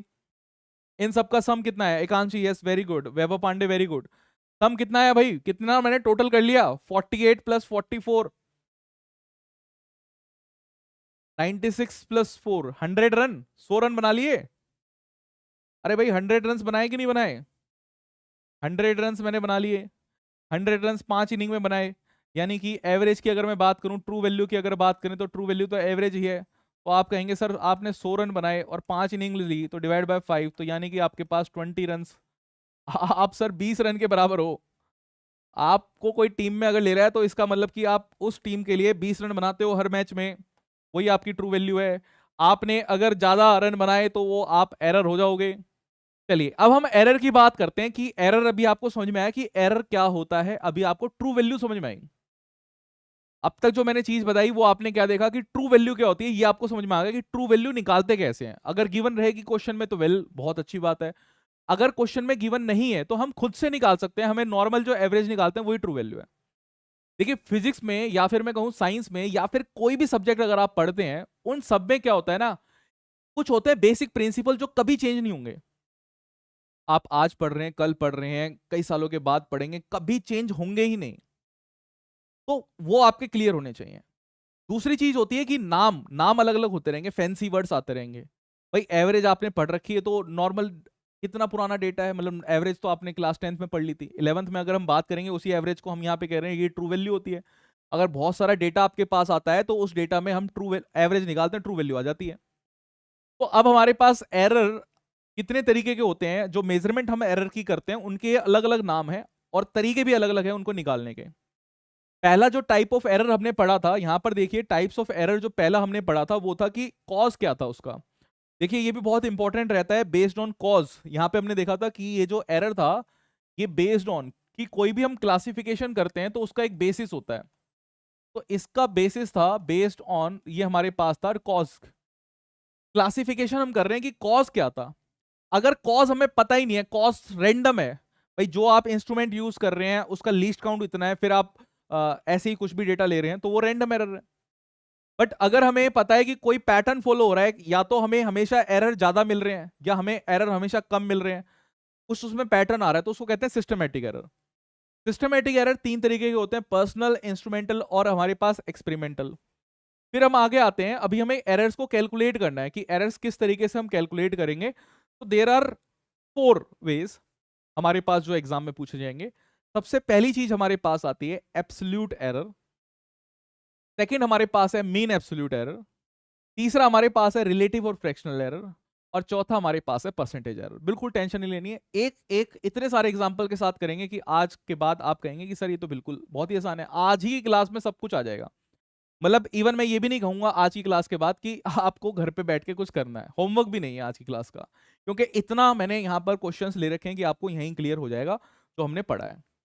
सबसे पहली हम बात करते हैं कि एब्सोल्यूट एरर आपके पास क्या होता है। एब्सोल्यूट का मतलब क्या होता है इसको समझते हैं। इंग्लिश में कई बार आपने सुना होगा, कई बार बोलते हैं एब्सोल्यूटली करेक्ट। वैसे भी आज केबीसी स्टार्ट हो रहा है, कौन बनेगा करोड़पति, और वो अमिताभ जी कहते हैं एब्सोल्यूटली करेक्ट, आपने सही जवाब दिया। इसका मतलब जो नॉर्मली, मतलब एक जनरल प्रिंसिपल होता है, हम कहते हैं कि उस चीज को फॉलो कर रहा है। तो अगर हम एब्सोल्यूट एरर की बात करते हैं तो एब्सोल्यूट एरर निकालते कैसे हैं, तो एब्सोल्यूट एरर को हम जनरली इस तरीके से शो करते हैं, डेल्टा ए। और ये डेल्टा ए का मतलब क्या है, ये मोड है हमारे पास। ये क्या होता है, मोड होता है। मॉडुलस फंक्शन हम यहाँ पे यूज कर रहे हैं। ये मॉडुलस फंक्शन किसी भी चीज को पॉजिटिव बनाएगा। तो इसका जो आउटपुट आता है इस मॉडुलस फंक्शन का आउटपुट हमेशा पॉजिटिव होता है। आउटपुट क्या होगा? ऑलवेज पॉजिटिव होता है, ऑलवेज पॉजिटिव। तो अब कैसे निकालते हैं? ये हम निकालते हैं कि सबसे पहले हम एक डिफरेंस निकालते हैं कि जो हमारे पास ट्रू वैल्यू है। देखिए, जब हम डिफरेंस की बात कर रहे हैं और डिफरेंस का मॉड कर रहे हैं तो हमें फर्क नहीं पड़ता कि हमने ट्रू वैल्यू पहले ली या मेजर्ड वैल्यू बाद में लिखी।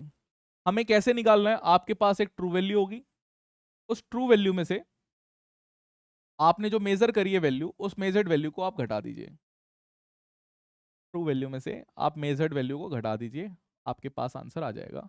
और यही तरीका हमारे पास होता है एक एब्सोल्यूट एरर निकालने का। ठीक है, ट्रू वैल्यू लिखिए,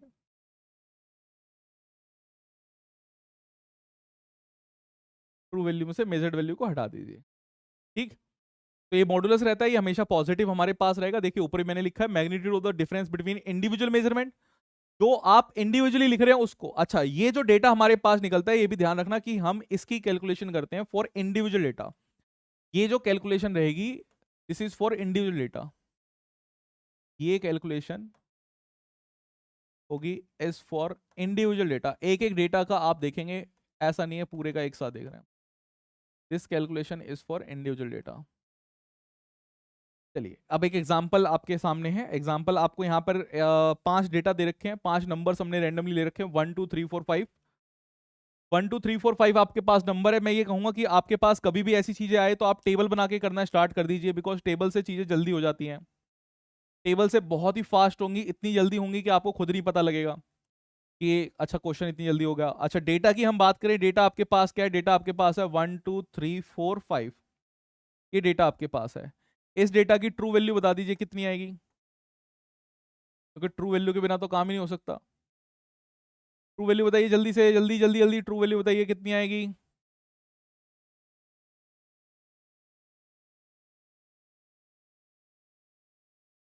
ट्रू वैल्यू कितनी आएगी? अरे बोल दो भैया। 1 2 3 4 5 नहीं ऐड हो रहा? 5 5 10 5 15, 15 डिवाइड बाई 5, 3 आएगी ट्रू वैल्यू। जल्दी बोलिए, आएगी? मैंने लिख दी 3 3 3, सारी ट्रू वैल्यूज मैंने लिख दी यहाँ पे 3। साथ के साथ करेंगे, देखिए साथ के साथ करोगे तो ये वैल्यू मतलब टाइम लगेगा ही नहीं। और अगर आप सोचें कि इसको अभी देख लें कैसे सर करा रहे हैं, फिर बाद में दिमाग लगाएंगे क्योंकि रिकॉर्डिंग तो अवेलेबल है, आप दिमाग लगाते रह जाएंगे बट आपको पता नहीं लगेगा। लाइव क्लास में क्या होता है कि जो स्पीड रहती है ना, वो आपके हिसाब से है, जो आपको चीज़ें समझ में आ जाए तुरंत ही।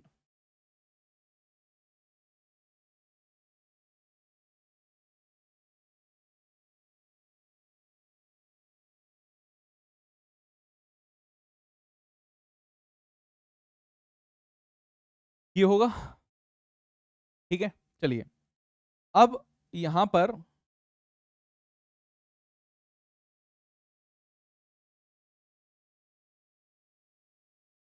आपसे अगर एब्सोल्यूट एरर पूछा जाए,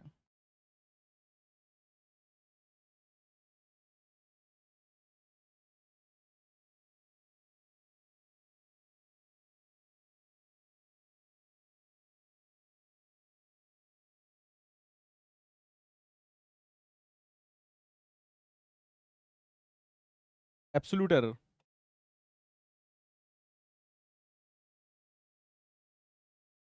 आपसे पूछा जा रहा है, एब्सोल्यूट एरर कितना है?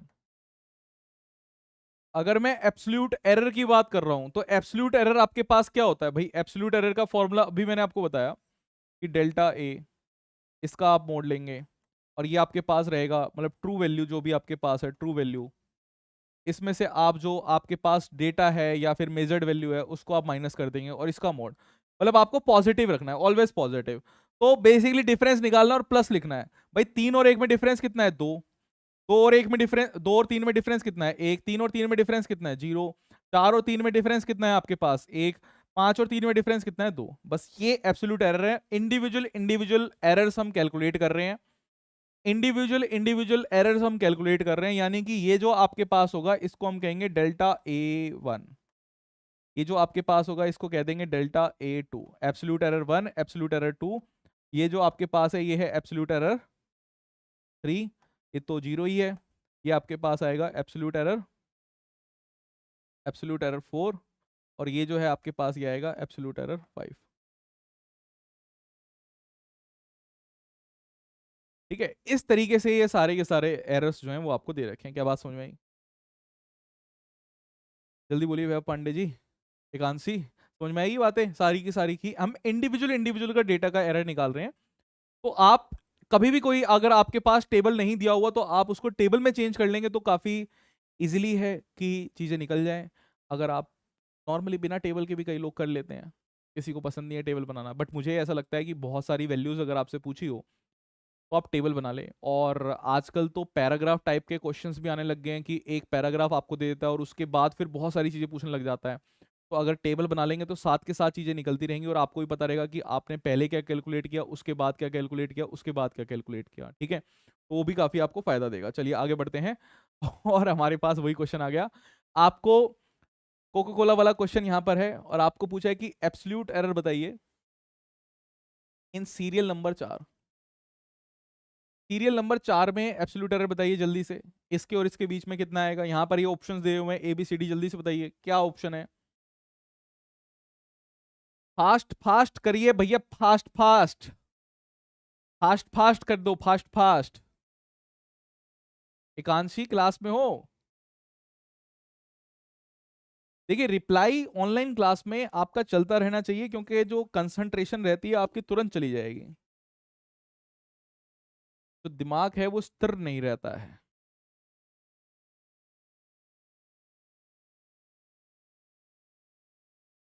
+1, हमारे पास ये रहेगा +1।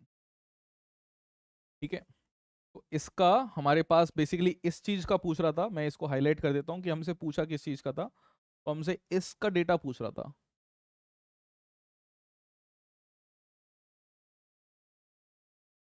ये था सीरियल नंबर 4। इसी का डिफरेंस निकालना था, डिफरेंस आपने तुरंत क्या किया, माइनस कर दिया, काम खत्म हो गया। ठीक है, चलिए आगे आते हैं। नेक्स्ट आपके पास आ गया मेरा ही my absolute error in 4th inning. तो भाई मुझे भी कोई सोच रहा होगा कि भैया सर आपकी ट्रू वैल्यू तो ये है कि आप हर इनिंग में 20 रन बनाते हो, ये आपकी ट्रू वैल्यू है। बट आपने 4th इनिंग में ज्यादा बनाए कम बनाए उससे आपका एरर आ जाएगा। चलिए बताइए 4th इनिंग में एरर कितना है, जल्दी जल्दी बताइए। अब तो इसमें टाइम लगना नहीं चाहिए, बहुत ही इजी, बहुत ही इजी है। मतलब इससे इजी मैं कहता हूँ कि कुछ नहीं है। फ्री के मार्क्स हैं, जेईई मेंस में फ्री के मार्क्स मिलते हैं जब ये क्वेश्चन आता है। नीट में भी आ रखा है +4, बिल्कुल सही है। हमें सिर्फ क्या देखना है, यहाँ पर एरर देखना था कि एरर हमारे पास कितना आया। तो एरर हमारे पास रहा जो ट्रू वैल्यू है। एब्सोल्यूट एरर कैसे निकाल रहे हैं, ट्रू वैल्यू माइनस हम यहाँ पर कर रहे हैं जो हमारे पास डेटा दे रखा है उसी को। ठीक है, तो हमारे पास ये आ जाएगा +4। आगे बढ़ते हैं। अब आपके पास आपको कितनी कितनी चीज समझ में आ गई ये भी चीज बताओ भाई, साथ के साथ लिखते रह करो कितनी चीज समझ में आ गई, बिकॉज मुझे पता है अभी आप लिख नहीं रहे हो। अच्छा एक चीज मैं आपको और बता दूं कि यहाँ पर आपको जो नोट्स हैं वो तो मिल ही गए हैं, प्रिंटेड नोट्स वाले टाइप के, और ये जो PDF आपके मिल जाती है इससे आप अपने हैंड रिटन नोट्स बना सकते हैं। इसके अलावा अगर आपको हैंड रिटन नोट्स चाहिए तो मैं भी आपको प्रोवाइड कर दूंगा, तो उसको भी आप यूज कर सकते हैं। ठीक है, तो आपको यहाँ पे मैं बताऊं कि आपको क्या करना है। मीन एब्सोल्यूट एरर की हम बात कर रहे हैं यहाँ पे, हम यहाँ पे बात कर रहे हैं मीन एब्सोल्यूट एरर की। अब तक आपने सीखा क्या क्या है, कैलकुलेशंस में क्या क्या सीखा है? आपने सीखा कि एरर मतलब डेविएशन। ठीक है, तो पहले आपको पता होना चाहिए था ट्रू वैल्यू क्या होती है। आपने ट्रू वैल्यू निकालना सीख लिया, सबसे पहला काम आपने आज की क्लास में सीखा है ट्रू वैल्यू निकालना। दूसरा काम आपने सीखा है मीन एब्सोल्यूट एरर निकालना, यानी कि एरर इंडिविजुअल इंडिविजुअल एरर्स निकालने आपने सीख लिए हैं। ठीक है, अब जो हमें काम करना है वो काम हमें करना है कि हमें यहाँ पर मीन एब्सोल्यूट एरर निकालना है, यानी कि जितने एरर्स हमने निकाले थे उसका मीन निकालना है। ठीक है, बेसिकली मीन एब्सोल्यूट एरर क्या है कि हमारे पास जो एरर्स हमने निकाले थे, एब्सोल्यूट एरर्स जो निकाले थे, उन एब्सोल्यूट एरर्स का, ये जो एब्सोल्यूट एरर्स हमने निकाले थे इन एब्सोल्यूट एरर्स का मीन निकालना है। ठीक है, एग्जांपल ले लेते हैं, यही वाला एग्जांपल 1 2 3 4 5। तो 1 2 3 4 5 अगर हमारे पास है तो वो डेटा हमने बनाया था, आई होप कि आपको याद होगा। मैंने कहा था भाई डेटा बना के काम करोगे तो तुरंत काम हो जाएगा, बिना डेटा के करोगे तो आपको लगेगा कि ये क्या हो रहा है। तो हमने क्या किया था, जल्दी से बताएंगे, जल्दी से खुद ही डेटा बनाएंगे खुद ही। मैंने इसलिए पीछे से डेटा कॉपी नहीं किया, मैंने बोला कि यहाँ पर आपने जितनी चीज़ें सीखी है यहाँ पे रिवाइज हो जाएगी। तो आपके पास डेटा की बात करें तो डेटा आपके पास क्या है, 1 2 3 4 5 डेटा है। अच्छा ट्रू वैल्यू क्या है आपके पास, ट्रू वैल्यू 3 3 3 आपके पास ट्रू वैल्यू आई। अच्छा इनके एरर्स बताइए, एरर्स कितने आएंगे। एरर की अगर बात करेंगे, इसका एरर कितना है, इसका एरर 2, इसका एरर कितना है 1, ये 0, ये आपके पास 1, ये आपके पास 2। अब आपको मीन एब्सोल्यूट एरर निकालना है। ठीक है, आपको क्या निकालना है, मीन एब्सोल्यूट एरर निकालना है। तो मीन एब्सोल्यूट एरर के लिए क्या मतलब, भाई ये जो वैल्यू आपको दी हुई है, ये जो वैल्यू दी हुई है इसका मीन निकालना है। फिर ये जो एरर्स हैं इसका मीन निकालना है। ये तो यही तो आपके पास एब्सोल्यूट एरर है।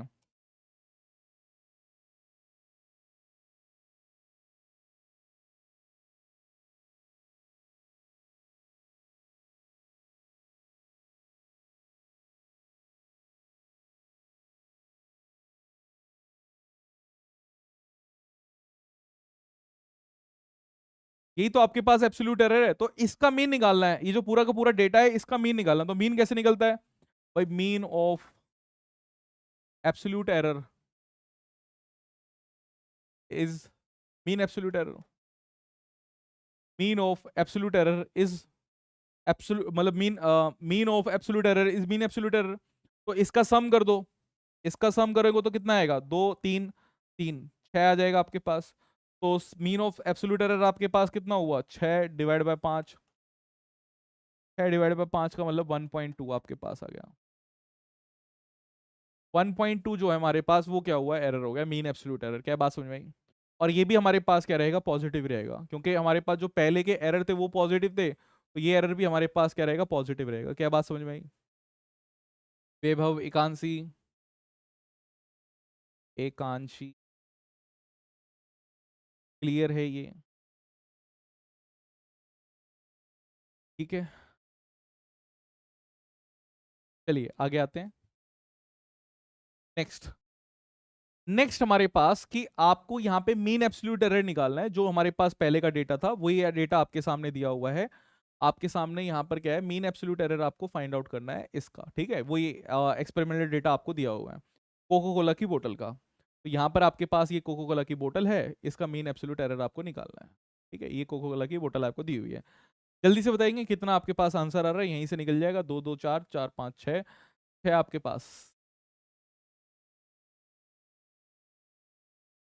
बताइए भैया कितना आ रहा है आपके पास।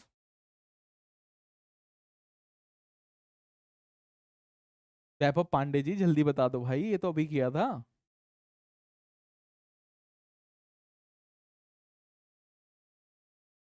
1.2। एकांशी तुम्हें भी बताना है भाई। सिर्फ वैभव क्यों बताए, हमारे पास यहाँ पे इसका सम कितना है, 6। इसका अगर मीन निकालेंगे तो मीन आपके पास कितना हो जाएगा, 6/5। और 6/5 आपके पास होता है 1.2। यही हमें यहाँ पे निकाल देना था। इसका मतलब ये है, देखिए होता क्या है, मीन एब्सोल्यूट एरर का मतलब ये है कि आप मान के चलिए कि इतनी चीजें बढ़ सकती है, इतनी चीजें कम हो सकती है। अगर जो भी आपकी ट्रू वैल्यू है उस ट्रू वैल्यू से आप इतनी वैल्यू को बढ़ा दीजिए, इतनी वैल्यू को घटा दीजिए। अभी वो भी बताऊंगा मैं कैसे लिखना है, पर पहले इसको एक और बार समझते हैं। चलिए अभी मेरा मीन मेरा एरर निकालना है कि मेरा एरर क्या है। मैं फिर समझाऊंगा इसको कि मीन एब्सोल्यूट एरर का मतलब क्या सिग्निफाई करता है। तो आपको मेरा डेटा यहाँ पे दिया हुआ है, एब्सोल्यूट एरर बता रखा है, true value minus measured value, true value बता रखी है। रैंक प्लस के क्रिकेट स्कोर में हमने यहाँ पर बल्ला उठा के रख रखा है। तो वो चीजें बतानी है, जल्दी से बताएंगे क्या आपके पास आंसर आ रहा है, क्या एरर आ रहा है। एक नन ऑफ दीज मैं यहाँ पे और लिख देता हूँ।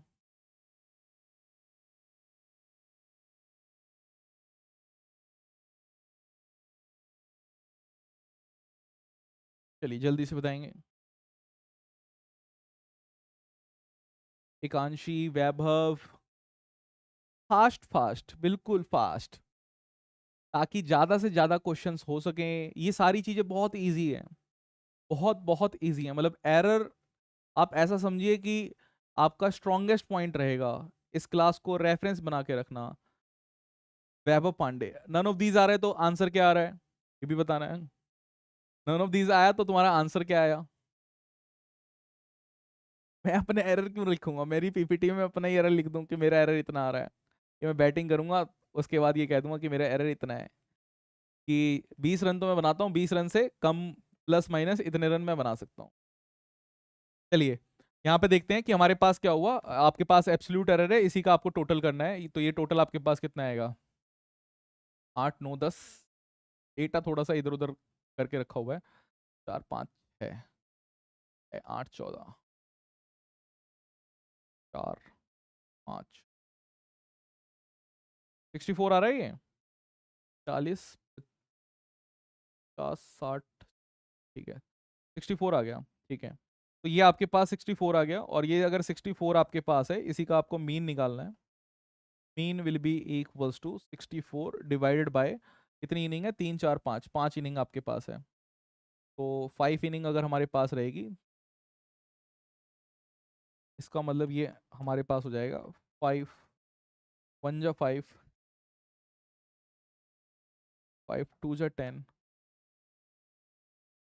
8 12.8 आ रहा है।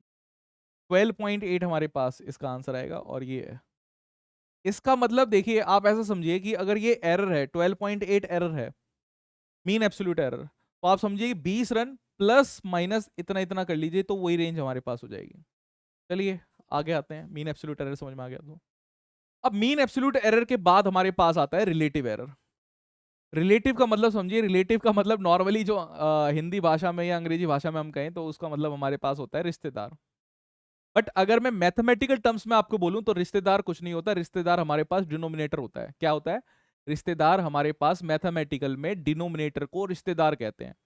आपके जो मार्क्स आते हैं वो भी तो रिलेटिव मार्क्स हैं, कि भाई 180 में से नंबर आए, या आपके 100 में से नंबर आए, या आपके 50 में से आए, या आपके 90 में से आए, 25 में से आए, जिसमें से भी आपके नंबर आए, उसमें हम डिनोमिनेटर को रखते हैं।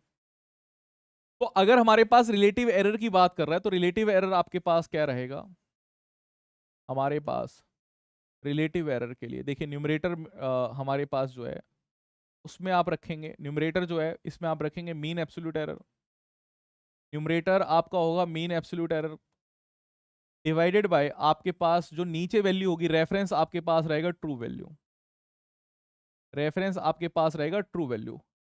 ये जो है ये आपके पास बेसिकली इस रेशियो को हम कहते हैं रिलेटिव एरर। इसी रिलेटिव एरर को फ्रैक्शनल एरर भी कहते हैं, इसी रिलेटिव एरर को फ्रैक्शनल एरर भी कहते हैं। मैं यहीं पे लिख देता हूं, ठीक है। This is also known as fractional error, इसी को also known as fractional error, इसी को फ्रैक्शनल एरर भी कहते हैं। तो अलग अलग नाम, अलग अलग पहचान आपके पास है, आपको सिर्फ समझना है कि करना क्या है। तो आपको यहां पर क्या करना है, रिलेटिव एरर की अगर हम बात करेंगे तो आपको मीन एब्सोल्यूट एरर जो है डिवाइड बाय क्या करना है, ट्रू वैल्यू कर देनी है। जैसे कि हमारे पास डेटा यहाँ पे दे रखा है, इसी डेटा के साथ हम काम करेंगे। तो हमारे पास डेटा बना लेते हैं।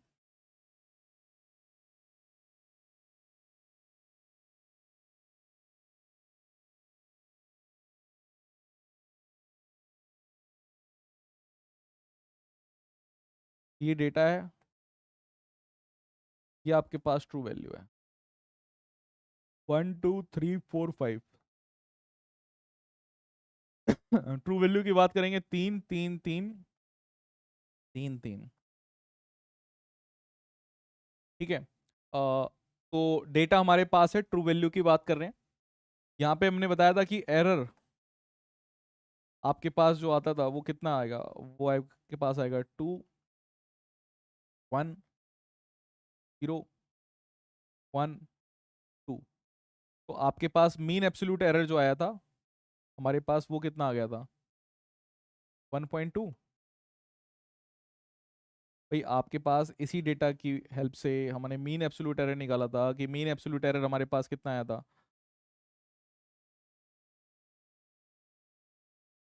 6 डिवाइडेड बाई 5 है ना, 1.2 आ जाएगा। अरे छोटा हो जा छोटू।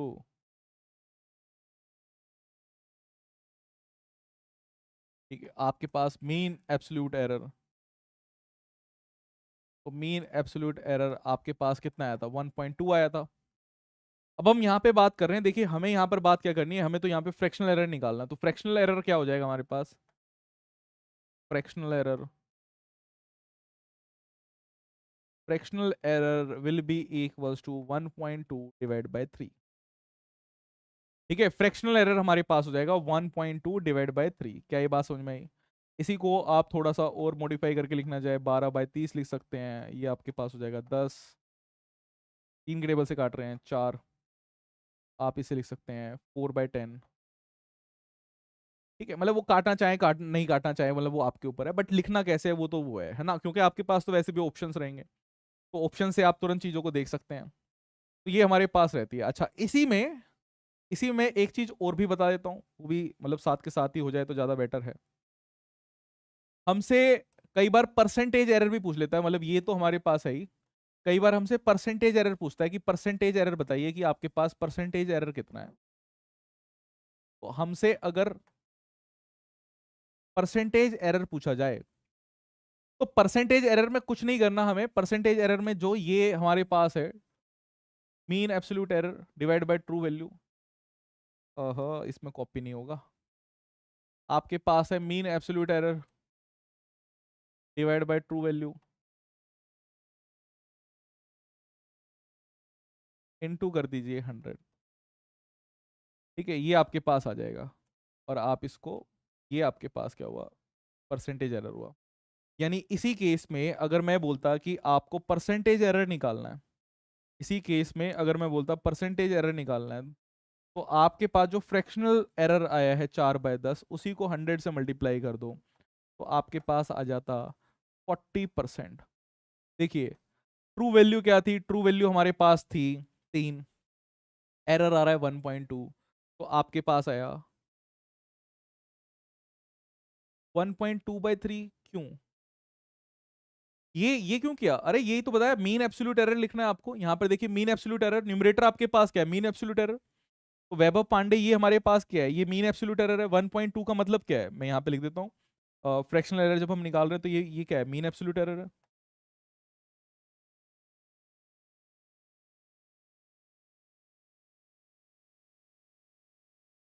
और ये क्या है, ट्रू वैल्यू है।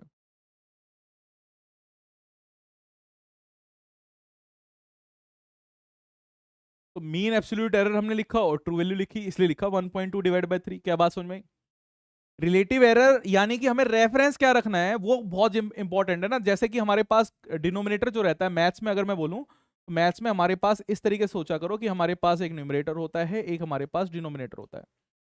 तो डिनोमिनेटर ही एक तरीके से रेफरेंस होता है, आपका न्यूमरेटर उसके उस रेफरेंस के हिसाब से चलता है कि उसके हिसाब से कितना है। याद करो रिफ्रैक्टिव इंडेक्स पढ़ा था, तो रिफ्रैक्टिव इंडेक्स में हम नीचे एक वैल्यू रखते थे, ऊपर रखते थे, हम ये कहते थे कि इसके कंपैरिजन में उसकी स्पीड कितने टाइम्स ज्यादा है।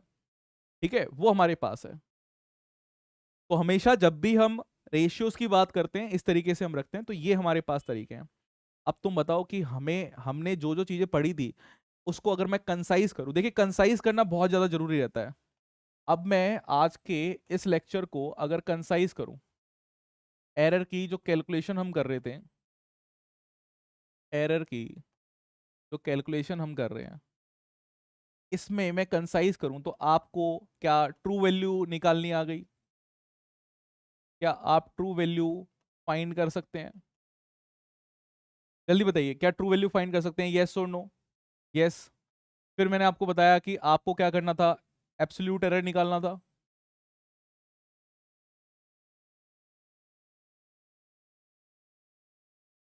ठीक है, फिर एब्सोल्यूट एरर के बाद आपने क्या किया, मीन एब्सोल्यूट एरर निकाला।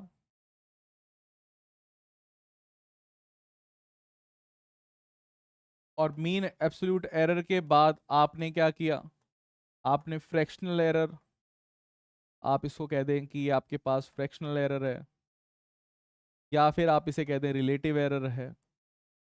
ये दो टर्म्स जनरली प्रिवेलेंट है। ये आपको कैसे निकालनी है, इसके लिए आपको mean absolute error,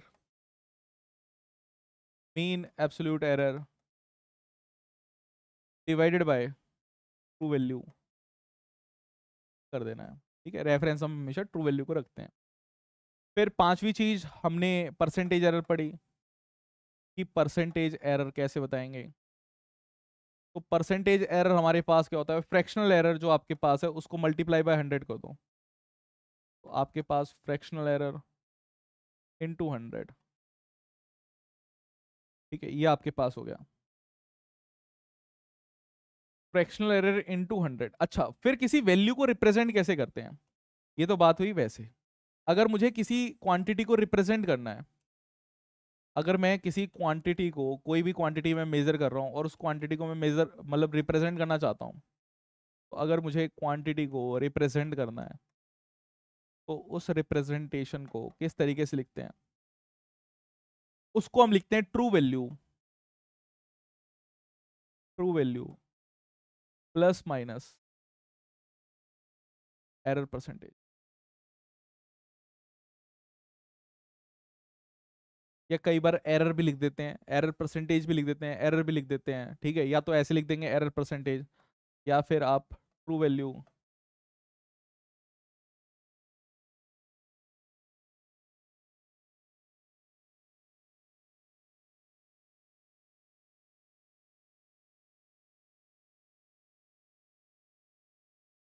plus minus error.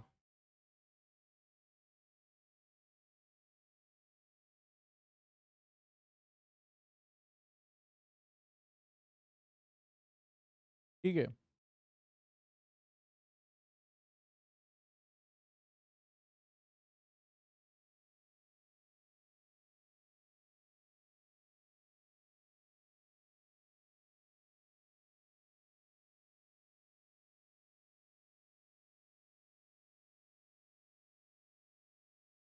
ये आपके पास है। और इस चीज को बहुत ज्यादा मतलब आप देखेंगे जेई एग्जाम में मल्टीपल टाइम्स क्वेश्चंस आ रखे हैं। इवन अभी अगर मैं एनटी के द्वारा जो नीट का एग्जाम होता है उसमें भी हमारे पास क्वेश्चंस आ रखे हैं।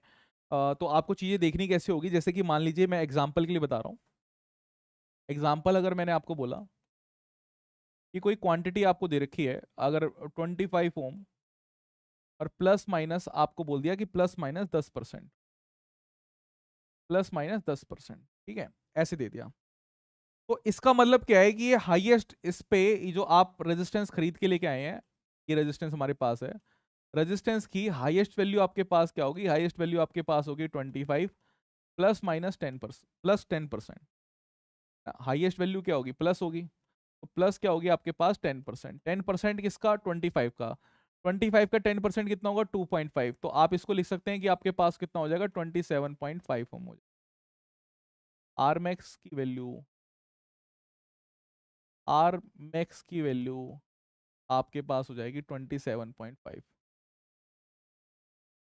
ठीक है। और आर मिन की अगर मैं कहूँ यहीं से कि आर मिन आपके पास क्या होगा, आर मिन आपके पास होगा 25 -10%। यानी कि मिनिमम वैल्यू आपसे कोई पूछे कि मिनिमम वैल्यू कितनी होगी, तो आप कहेंगे 25 -2.5, यानी कि 22.5,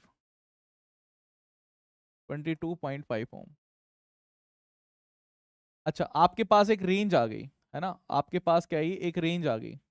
और रेंज आपके पास कहाँ से कहाँ तक है, रेंज आपके पास है 22.5 ओम, 27.5 ओम, ये आपके पास क्या है, ये रेंज है। 22.5 ओम्स टू 27.5 ओम्स आपके, तुम्हारे पास क्या है, रेंज आ गई है, ठीक है। तो ये एक तरीका रहता है जिस तरीके से हम इसको लिख देते हैं, हमसे ये भी ऐसे भी क्वेश्चन पूछ लेता है। अच्छा, आपसे ऐसे भी बोल सकता है कि 25 ओम्स +-5 ओम, ऐसे भी बोल देता है।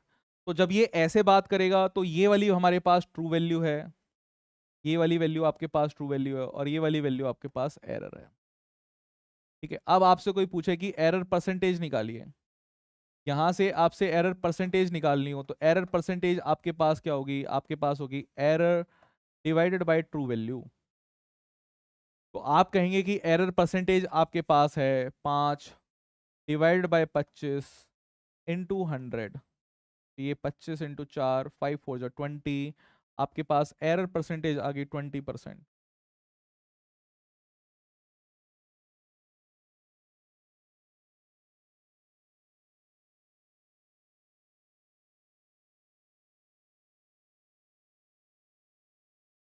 एरर परसेंटेज आपके पास आ गई 20%, ठीक है। तो ऐसे भी क्वेश्चंस हमारे पास जो हैं वो आ जाते हैं, आपको यहीं से एरर देखने आने चाहिए कि वैल्यूज कैसे चल रही है। क्या बात समझ में आई?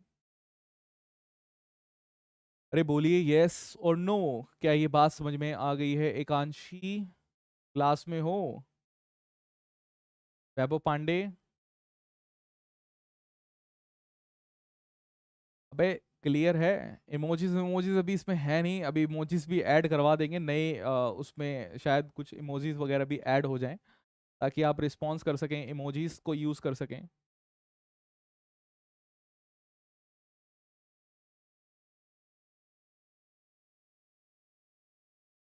चलिए आगे आते हैं।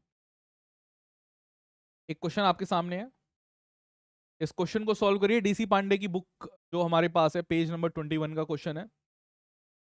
बहुत सारी कैलकुलेशंस हैं और यही कैलकुलेशन से आपको इसके ट्रू वैल्यू वगैरह ये सब, absolute error, mean absolute error, ये सब निकालने हैं और एक्सप्रेशन फॉर रिजल्ट भी लिखना है कि हमारे पास क्या आएगा। शुरू हो जाइए।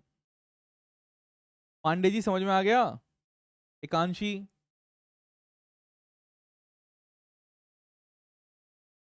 जल्दी निकालिए ट्रू वैल्यू। आपके पास डेटा दिया हुआ है, diameter of a wire as measured by screw gauge. Screw gauge को भी हमें पढ़ना है, स्क्रू गॉज वर्नियर कैलिपर, उन सबको मैं एक साथ कराऊंगा।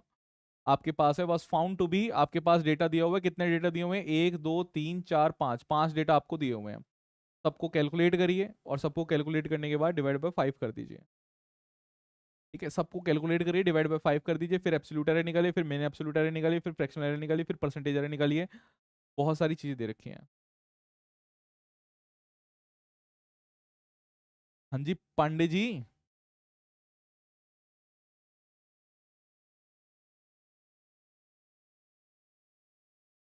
पांडे, पांडे जी क्लास में हो? वैभव पांडे, एकांशी? आवाज, आवाज तो ठीक है। चलिए, अगर इस क्वेश्चन को हमें करना है तो इस क्वेश्चन को करने के लिए आपको क्या करना पड़ेगा? सबसे पहले इन सब का सम करना पड़ेगा, तो सबको पहले लिखना पड़ेगा, है ना। मैं यहीं पर कर देता हूँ, टेबल बना के भी कर सकते हैं, मेरे पास जगह नहीं है, मैं इसलिए टेबल बना के नहीं कर रहा। वैसे मैं प्रिफर करूंगा कि आप अगर कर रहे हैं इतने सारे क्वेश्चन तो टेबल बना के करिए। आपके पास ये आएगा 625, आपके पास ये है 630 8,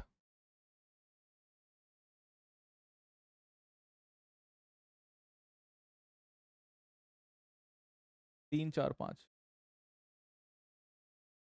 ये आपके पास है, ये 8 और 10 11 12 14 और ये 19, 5 5 10 और 12, 3 4 5, 6 5 30 31, 3 4 5, 5 2 10 13, 13.129 आ गया, है ना। तो ट्रू वैल्यू अगर आप निकाल रहे हैं तो ये ट्रू वैल्यू आपके पास रहेगी 13.129 डिवाइडेड बाय 5, और इसको आप करेंगे तो 5 2 10 पॉइंट 3 आपके पास है, और 6 5 30 आपके पास होता है, फिर 2 रहेगा,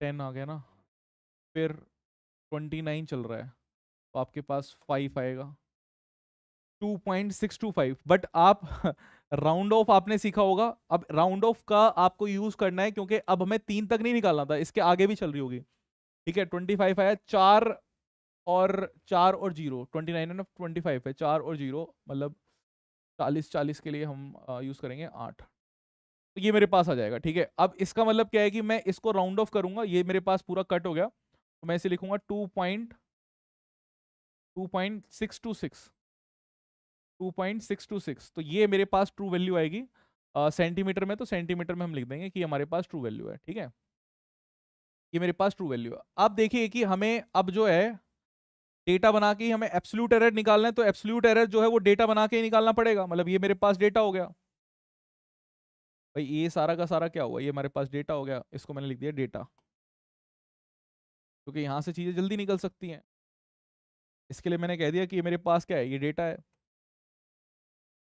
अच्छा, डेटा के साथ साथ आपके पास ट्रू वैल्यू आ गई। अब ट्रू वैल्यू आपके पास 626, आप ऐसे लिख सकते हैं 2.626। तो ये भी आपके पास 2.626, ये भी आपके पास 2.626, ये भी आपके पास 2.626, ये भी आपके पास 2.626। अब आपको एब्सोल्यूट एरर जो होते हैं, वो तो एब्सोल्यूट एरर तो इंडिविजुअली इंडिविजुअली निकलते हैं। तो अगर मैं यहां पर आया और आपको एब्सोल्यूट एरर निकालने हैं, एब्सोल्यूट एरर आपके पास जो आएंगे वो कितने आएंगे? ये आपके पास आएगा 0.006, ये आपके पास आएगा 0.001, ये आपके पास आएगा 0.004, ये आएगा 0.002, आएगा पॉइंट, मतलब जीरो ही आ गया। ये आपने एब्सोल्यूट एरर निकाल दिया, यानी कि आपसे जो बी वाला पार्ट है इसको हमने कर दिया, ये टेबल में है। ठीक है, ये तो टेबल पे ही करना पड़ेगा। मीन एब्सोल्यूट एरर निकालना है। मीन एब्सोल्यूट एरर भी निकाल दिया क्या? 626, 2.626, ठीक है, वो कमेंट चल रही है टक टक वाली, ठीक है। अब इसका भी मीन एब्सोल्यूट एरर निकालना है, यानी कि इसका भी मीन करना है हमें। तो इसका अगर मीन करेंगे तो क्या करना है भाई, इसको सीधा सीधा 4 5 6, 6 6 12 और 13, तो 0.013 ये हमारे पास रहा, है ना। और आपको मीन एब्सोल्यूट एरर अगर निकालना है तो आप यहाँ पे लिख सकते हैं 0.013 डिवाइड बाई 5, 0.002,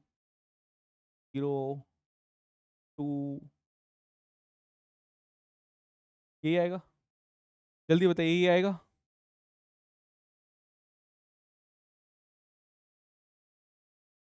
फिर बोलो, एकांशी क्लास में हो। और फिर फ्रैक्शनल एरर की बात करेंगे तो फ्रैक्शनल एरर आपके पास क्या आएगा?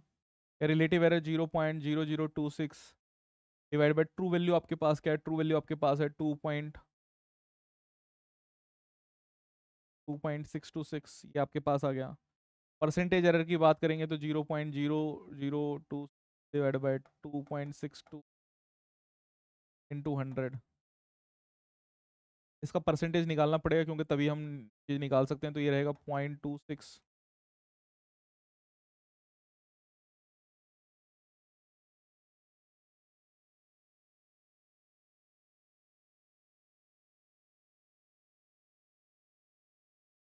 में अप्रोक्सीमेटली ही निकालना है, अप्रोक्सीमेटली निकालना है तो मैं इसे ना ये ले लेता हूँ 2.600 मान लेता हूँ इसको, ठीक है।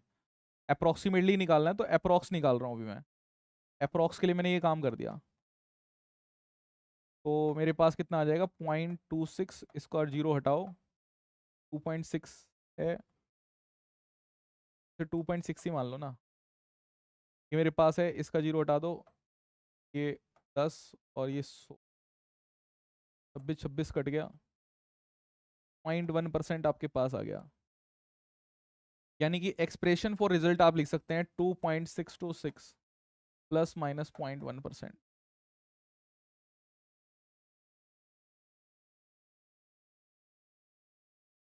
एक जीरो मिस हो गया, कौन सा जीरो मिस हो गया? मैंने मिस कर दिया, तुमने मिस कर दिया? मैंने तो कुछ नहीं मिस किया।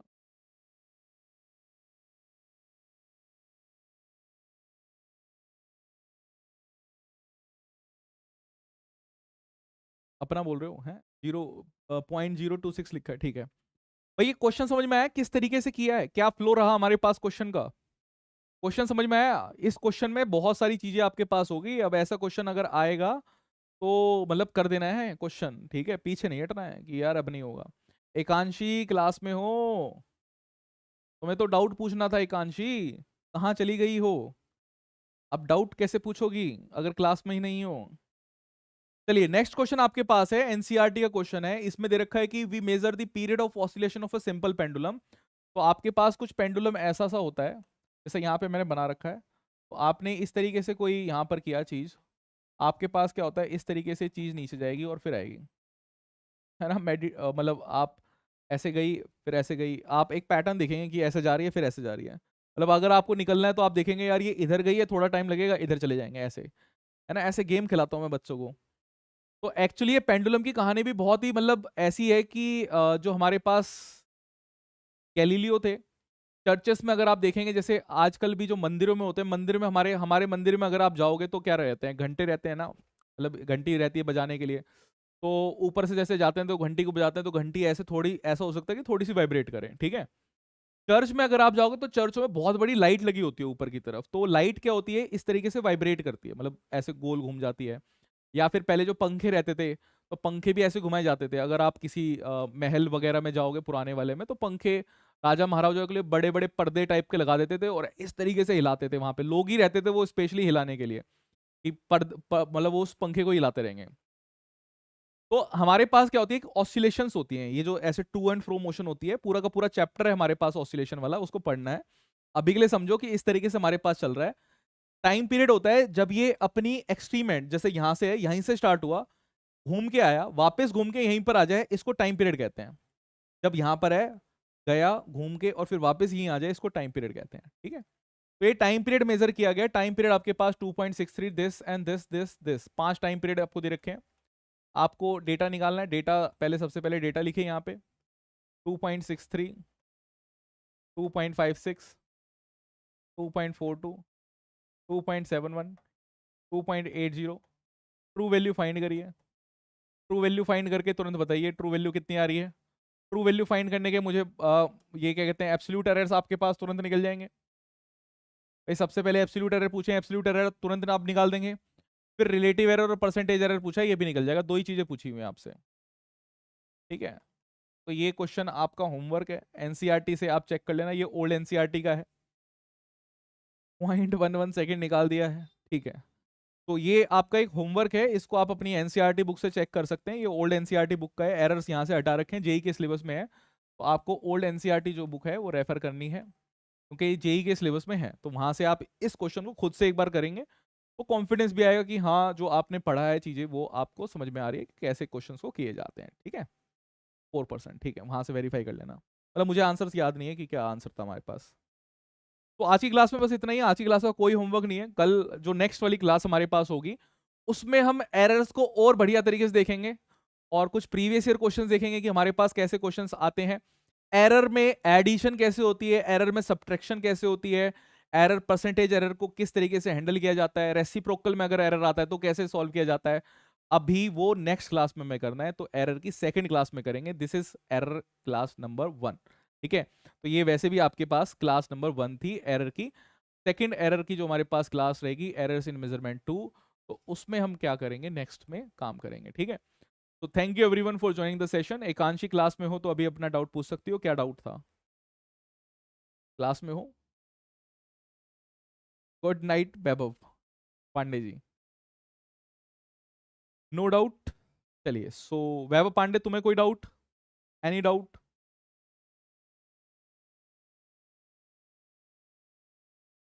नहीं? पढ़ाई स्टार्ट कर रखी है अपनी? एक बुक वैभव, मैं अभी भी कहना चाहूंगा कि अपनी एक बुक बहुत बढ़िया तरीके से कर लेना है, एच सी वर्मा। उसका फर्स्ट क्वेश्चन से लास्ट क्वेश्चन तक उसको सॉल्व कर लो, कॉन्सेप्ट अपने बिल्ड करने के साथ साथ। तो वो तुम मतलब ये समझो कि जेई एग्जाम क्लियर है, ठीक है। मतलब मृदुल भी खुश हो जाएगा, तुम भी खुश, तुम तो खुश हो गई होगे, मृदुल भी खुश हो जाएगा।